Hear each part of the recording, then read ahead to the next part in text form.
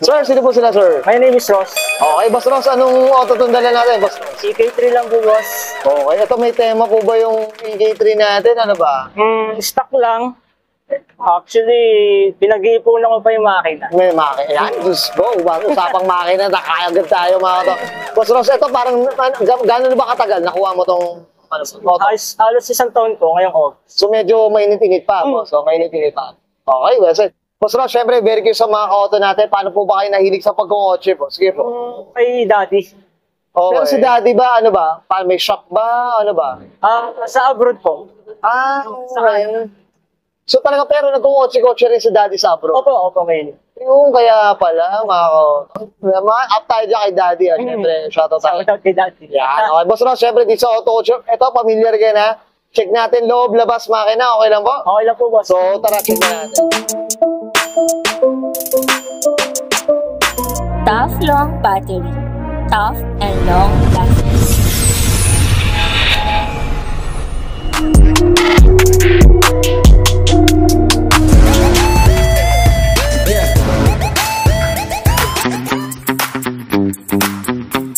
Okay, sa pang intero tayo, Boss Ross. Ano meron dito? Ito, boss, bagong palit lang. Naka-1 din to dati. Okay. Kaya nagpalit ako ng Japan head unit. Ay, Kaya no, shoutout kay RJ Punsalan, kuya. ayun, Diyos ko, up tayo dyan, Diyos ko. Kuya RJ. Ay, napasmile mo ko dyan, Boss Ross, ha? Naku, ano ko dyan? Saludo ang auto ko kay Boss RJ Punsalan. Ako, ang dami kong papakamit dyan. Tambak na nga yata ako, Diyos ko, Boss RJ. Schedule na natin yung CRB.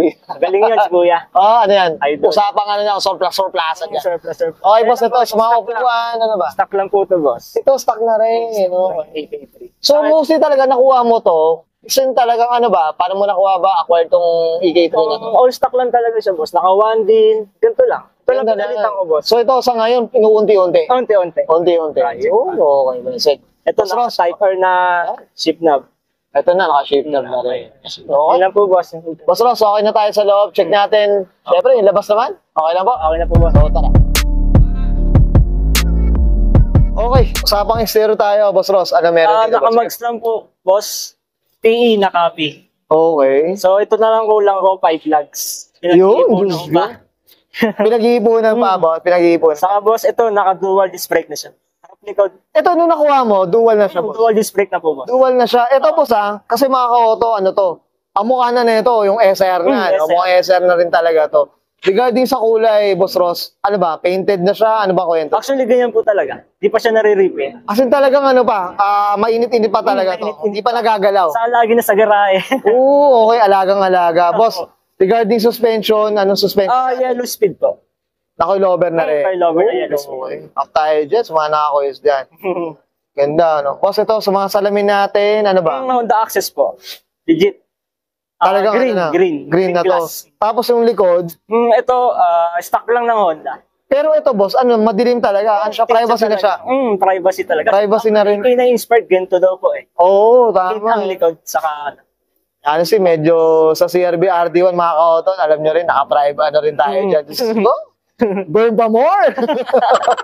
Burn pa more, yan. Siyempre, ito, work in progress din talaga itong EK3 na ito. Tapos ito sa likod, anong kwento, boss? Sige po. yun lang, ito lang kulang pa. Wiper delete. Oo, ano? Saka, itong wing, medyo, Medyo, pricey. medyo pricey. Medyo rare to, sabi ng mga tropa. Seeker wing. Carbon, legit. Yun, okay. Ayan, mga ano. Ganda, no? Urig Stanley. Ang taillight. Ang sarap na ito buuin, Boss Ross, ha? Abangan natin, Medyo partuhan natin. Partuhan natin to, Boss Ross. Okay, Boss Ross, okay na tayo sa labas. Check natin makina. Okay na ba? Okay, usapang makina tayo, Boss Ross. Ano meron dito, Boss? Naka D15 lang po siya, D-series. Okay. Stock lang, non-VTEC. Ooh, okay. Naka-strut bar, bagong kabit lang. Oo, mukhang bagong kulay pa ba, Boss? Hindi, stock lang yan, matagal na po yan. Ito lang yung bagong kulay. Ito, okay.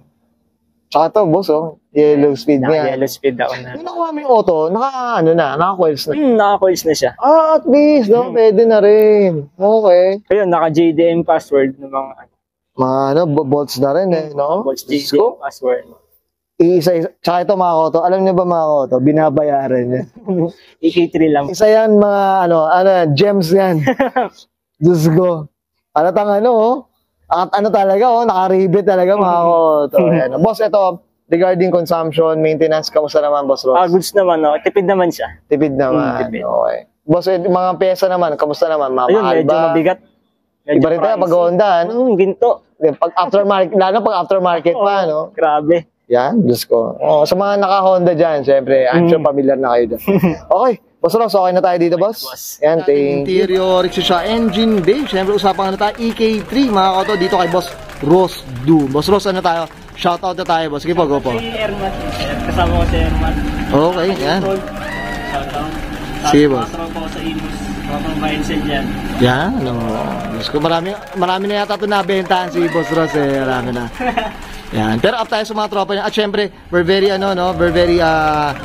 grateful dito kay Boss Ross. Ito, tumatangkili kay Auto Culture sa mga munting videos natin. Tama ba, Boss Ross? Up tayo dyan, boss. Maraming salamat. Boss Ross, okay na po? Okay. Okay, sige, sabahin ka na Sir Ross Du, pass ka na 1999. Honda Civic EK3, mga auto. And this is Auto Culture.